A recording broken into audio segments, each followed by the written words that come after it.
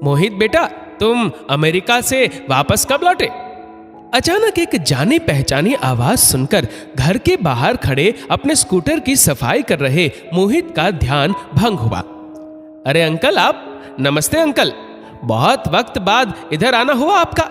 किराया देकर अभी अभी ऑटो से नीचे उतरे जगदीश्वर जी को देखते ही मोहित ने उनके पांव छू लिए। जगदीश्वर जी भी अपना हाथ बढ़ाकर मोहित के कंधे का सहारा लेते हुए बोले, क्या बताओ बेटा, मन तो बहुत करता है कि यहाँ आकर अपने पुराने पड़ोसियों से मिलूं, लेकिन अब शरीर साथ नहीं देता, बूढ़ा हो गया हूं ना। अपना पुराना मोहल्ला छोड़कर अब अपार्टमेंट के फ्लैट में रहने वाले जगदीश्वर जी के चेहरे पर एक फीकी सी मुस्कान तैर गई। मोहित अभी कुछ कह पाता उससे पहले ही भीतर के कमरे से निकलकर अपने घर के बरामदे में आ पहुंचे मोहित के पिता राधेश्याम जी की नजर अपने पुराने पड़ोसी जगदीश्वर जी पर पड़ी तो वो मुस्कुरा उठे। अभी कहां आप बूढ़े हुए हैं भाई साहब, अब तो आपकी पोते पोतियों के साथ खेलने की उम्र हुई है। ये कहते हुए राधेश्याम जी ने वहीं बरामदे में पड़ी कुर्सी जगदीश्वर जी की ओर खिसका दी। आइए बैठिए, बड़े दिनों बाद याद आई आपको हम सबकी। लेकिन सच कहूं तो आज अचानक आपको यूं यहां आया देखकर खुशी बहुत हो रही है। अपने चेहरे पर फैली उदासी को दरकिनार कर कुर्सी पर बैठते हुए जगदीश्वर जी ने मोहित की ओर देखा। बेटा, आजकल तुम्हारी नौकरी कैसी चल रही है? जगदीश्वर जी का सवाल सुनकर मोहित मुस्कुराया। अंकल, मैंने नौकरी छोड़ दी है। नौकरी छोड़ दी? लेकिन क्यों बेटा? अंकल, मैंने अपना खुद का बिजनेस शुरू किया है। जगदीश्वर जी के आश्चर्य का ठिकाना न रहा, लेकिन राधेश्याम जी मुस्कुराए। बेवकूफ है ये, मेरी जरा सी बीमारी की खबर सुनकर ये अपनी अच्छी खासी नौकरी छोड़कर घर वापस लौट आया। कहता है कि बिजनेस के माध्यम से कई लोगों को मैं खुद रोजगार दूंगा। मेरी तो कोई बात इसके पल्ले पड़ती ही नहीं। जरा आप ही कुछ समझाइए भाई साहब। बेटा, आज के वक्त में पढ़े लिखे नौजवान के हाथ में एक अच्छी नौकरी होना बड़े गर्व की बात होती है। और तुम तो विदेश में नौकरी कर रहे थे, तुम्हें तो वहां से वापस आना ही नहीं चाहिए था। जगदीश्वर जी मोहित को समझा रहे थे, लेकिन मोहित मुस्कुराता रहा और धूल मिट्टी झाड़कर अपने स्कूटर को चमकाता रहा, कुछ बोला नहीं।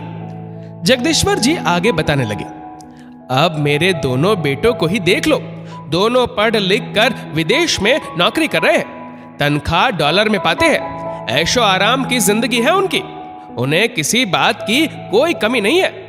राधेश्याम जी गौर से सुन रहे थे और जगदीश्वर जी बड़े गर्व के साथ बता रहे थे, मेरे दोनों बेटे आज के वक्त में रुपए कमाने में इतने व्यस्त हैं कि उनके पास समय ही नहीं होता है कि वो मेरी छोटी मोटी बीमारी की खबर सुनकर आ जा सके। मेरे रहने के लिए भी उन्होंने यहाँ मोहल्ले के शोर शराबे से दूर अपार्टमेंट में फ्लैट खरीद दिया है। अब तो किसी से यूं ही बात करने तक की उनके पास फुर्सत नहीं होती है। वक्त का यही तकाजा है भाई साहब। राधेश्याम जी मुस्कुराए तो जगदीश्वर जी ने भी उनकी हाँ में हाँ मिलाई। सही कहा आपने भाई साहब, और वैसे भी जो वक्त के साथ नहीं चलता है वह वक्त से बहुत पीछे छूट जाता है। अभी बातों का सिलसिला चल ही रहा था कि राधेश्याम जी की बहू रश्मि ने सामने डाइनिंग टेबल पर सभी के लिए नाश्ते की थाली सजा दी। हर रोज अकेले ही भोजन करने वाले जगदीश्वर जी मना करते रहे, लेकिन मोहित और उसकी पत्नी का आग्रह वो ठुकरा ना सके। खुद के 2 बेटे और बहुएं होने के बावजूद अपने घर में अकेले रहकर हर रोज नौकर के हाथों बना भोजन करने वाले जगदीश्वर जी आज बड़े दिनों बाद परिवार के साथ बैठकर भोजन कर रहे थे। भोजन के दौरान इधर उधर की बातें होती रही, लेकिन पत्नी के गुजर जाने के बाद जगदीश्वर जी के भीतर लगभग ठोस हो चुका पारिवारिक एहसास अचानक पिघलकर उनके आंखों के कोर तक आ पहुंचा, जो वह राधेश्याम जी की नजरों से छुपा ना सके। आपकी आंखों में आंसू कैसे? किसी सब्जी या दाल में मिर्च अधिक हो गई है क्या भाई साहब? नहीं भाई साहब, भोजन का स्वाद तो लाजवाब है, और ये आंसू नहीं, मेरे जीवन का सूनापन है जो आज आपके परिवार का स्नेह पाकर दिल से उतरकर आंखों तक बह आया है। ये कहते हुए जगदीश्वर जी ने अपनी जेब से रुमाल निकालकर अपनी आंखें पोंछते हुए राधेश्याम जी की ओर देखा। भाई साहब, मैं लाख बड़प्पन कर लूं अपने तरक्की पसंद दोनों बेटों की, लेकिन वास्तव में अमीर तो आप हैं। हीरे जैसा बेटा है आपके पास, वरना ऐसी तरक्की किस काम की जो बुढ़ापे में माँ बाप को बेसहारा बना दे।